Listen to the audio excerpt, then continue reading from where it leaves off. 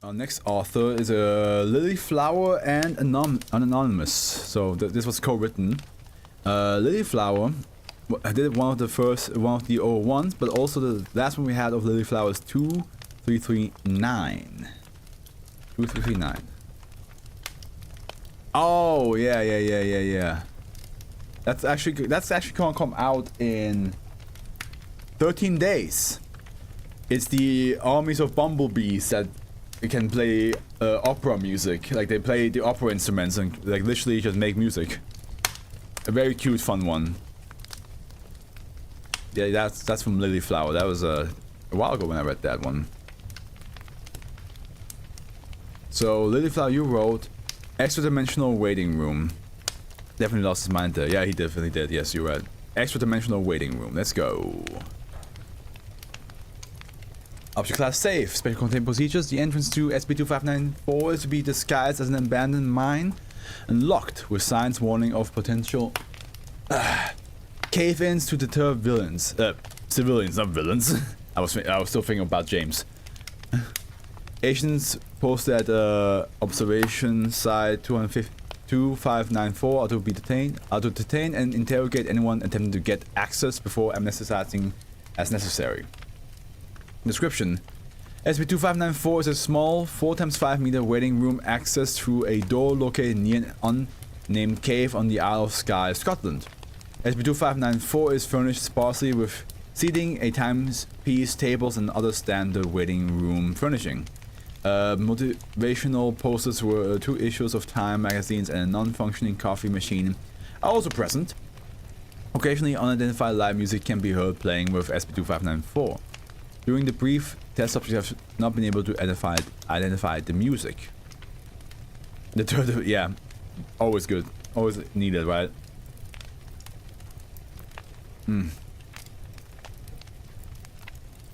Aside from the entrance to SCP-2594, there is one further door present.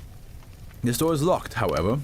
It can be unlocked through normal means. The door opens directly onto a blank, featureless wall, hypothesized to be the end of SCP-2594. Above the door is an LED number display reading 023. Okay. A standard ticket dispenser, identical to those found in many waiting rooms, is present. Tickets start at 024 and progress to 999 before running out. Surfaces resembling SCP-2594's secondary door can additionally be found within the wall, roof, and floor of SCP-2594. All attempts to bypass this material have been met with failure. The interior contents of SCP-2594 can be damaged or removed. Once all subjects have vacated SCP-2594, any changes will have been reverted upon re-entry. It is currently theorized that SCP-2594 exists in extra-dimensional space. There is no magnetic field present within SCP-2594. Satellite receiver systems fail to receive any signals as to wireless mobile devices. Electronic devices will fail to connect to the internet or other networks. Hard disks and other objects that require magnetism to function will cease to work. Subjects entering SCP-2594 with the belief they are waiting for something are subjected to an anomalous effect, unless they are induced not to. These individuals will stay within SCP-2594 and remain there for an indefinite period of time. However, the subject is able to leave at any time and may do so if requested or forced.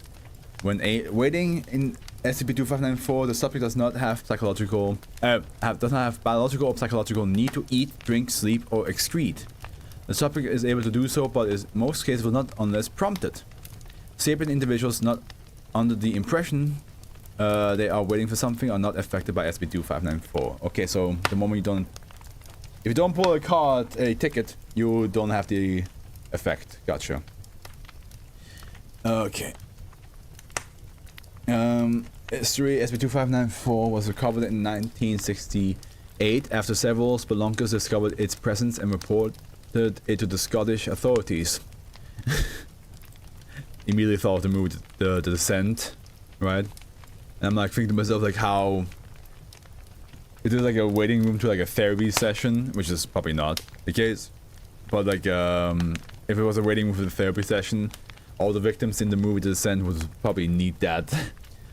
Imagine going like cave diving and you meet some creatures that kill all your friends, but in the next spot is a pocket dimension that's a waiting room. You're like, what? How the hell did I get here?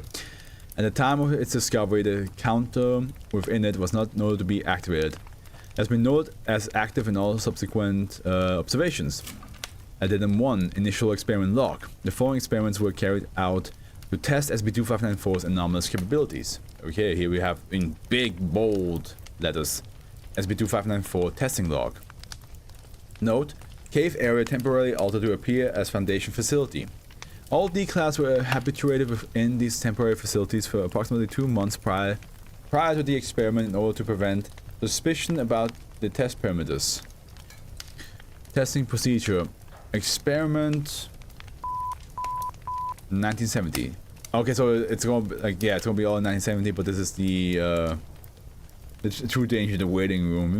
Yeah. A lot of people panic the most in the waiting room. Subject duration experiments. That's the outline of the tests. Yeah. So we have experiment A, 1970. Subject D01799, 35-year-old Hispanic female. Duration baseline test. Experiment D01799 was instructed that dental work was being performed and that they would be waiting to see a Foundation doctor. Result: subject appeared to become disinterested in their surroundings after approximately 15 minutes. Ticket number was 036. After 6 hours, D01799 was retrieved. Expressed skepticism when told of the time that spent within SCP-2594.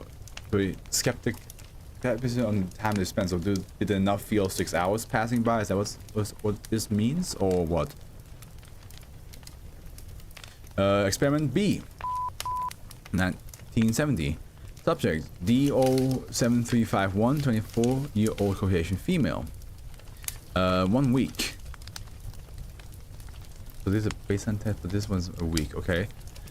D07351 was selected for the initial test of SCP-2594's properties. She was informed she was due a routine medical examination, told to wait within SCP-2594 to be called.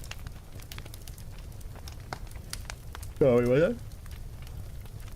Result: D07351 remained within SCP-2594 for 1 week without needing sleep or sustenance. D07351 reported no change to the baseline description of SCP-2594 and had a ticket numbered 127. D07351 expressed irritation at ticking produced by the clock present within SCP-2594. Post-test analysis showed no signs of trauma similar to that caused by prolonged solitary confinement. Yeah, because like a whole week passed, right? So it looks like the person either A, doesn't realize how much time is being spent in that room, or B, for them time seems to be going by faster. Ugh. Experiment D, 1970. Subject D08991, 49-year-old Hispanic male. Duration 2 weeks. Experiment D08991 was informed he would be undergoing a job interview for promotion to the excellence on the Foundation service. D08991 remained within SCP-2594 for 2 weeks. Upon retrieval and analysis, it was found that D08991 displayed symptoms similar to D07351. However, they were more pronounced with a noticeable increase in paranoid behaviors. D08991 complained about the ticking noise produced by the clock and expressed disappointment over the lack of promotion. Oh yeah, the promotion, yeah, sorry, that's a lie. The ticket number was 298. It's like they were unaware of how much time has passed, but they still get the psychological effect of doing nothing. Yeah, it does seem like that. Especially now, this experiment right here with Experiment D has kind of confirmed that, right? Experiment K, blank blank, 1970, D, oh, the same one, 08991. Approximately 4 months and results pending. Insufficient clearance, level 4 authorization required. 4 months is diabolical. That is insane amount of time to just be like in one room Addendum 2. During a routine archival review in 2004, inconsistencies was discovered with Eurasian D-Class security archives. After investigation, it was found that a test subject had been exposed to SCP-2594 for over 30 years consecutively. D08991 was found alive within SCP-2594. After being removed from SCP-2594, D08991 was debriefed by researcher Chambers. The case has been forwarded to the Ethics Committee. SCP-2594 appearance has reverted to its basic state when D08991 was recovered. So he interviewed D08991 and researcher Chambers interviewed D08991 after the cessation of experiment K. Yeah, it's like this one, huh? Did they just forget about him? Maybe. Begin log. Welcome back, D08991. My name is Researcher Chambers. I'm going to be asking you a few questions about your waiting and testing period within SCP-2594. I want you to call me George, please. We had a George before in the previous SCP. Are you sure about that? Right, George. Let's see. Okay. How are you feeling? Well, tired? Well, tired? D08991 closes his eyes. But I know it all through and through. Like you are wanted. Are you aware of the extensive time you spent in the cave? D08991 drums his hands on the table and hums for approximately 5 minutes. During this time he does not acknowledge Chambers. When there's a storm, you put the shutters up, and if the power goes, you don't know until it's over. That's the best way I can put it.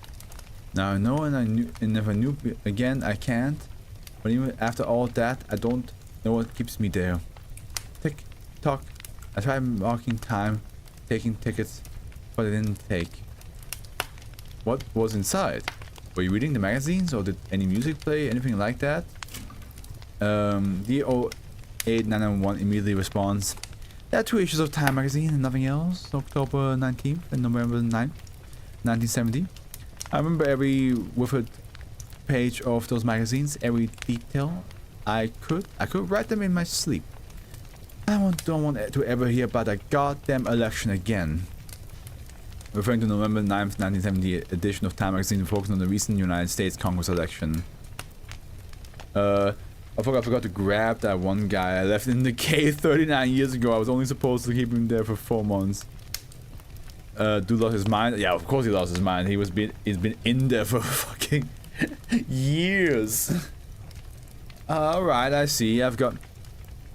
They had 11 typos between them. I don't have anything to reference that with. I thought that maybe they were there to be read, but then I looked back and looked in the...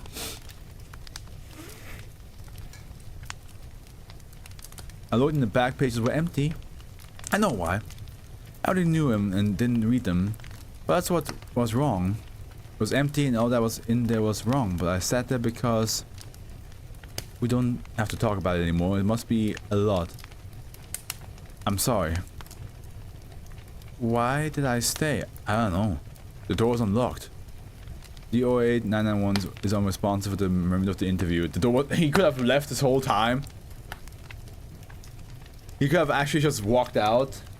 Closing statement. D08991 became unresponsive to Foundation personnel after the conclusion of the interview. The Ethics Committee has detained him indefinitely as part of the audit into the incident. The door was unlocked, brother. You could have left. That's basically him, just like... I could have left. I could have left. I could have left. I also think it's just wild that if that's true, if the door was unlocked and he could have left by himself this whole time, it's also wild that like none of the Foundation, at least after like maybe, you know, half a year time going like, did we leave somebody in that room? Like, should we get them out? Like, they were supposed to be only there for 4 months, but it's now 6 months. So should we get them out? And then, like, you know, it's like, hey, I'm sorry, we kept you in there much longer than we intended. But no, years have passed. And the Foundation was just be like, hey man, you could have just left by yourself. You could have done it. Who the hell is yelling outside right now?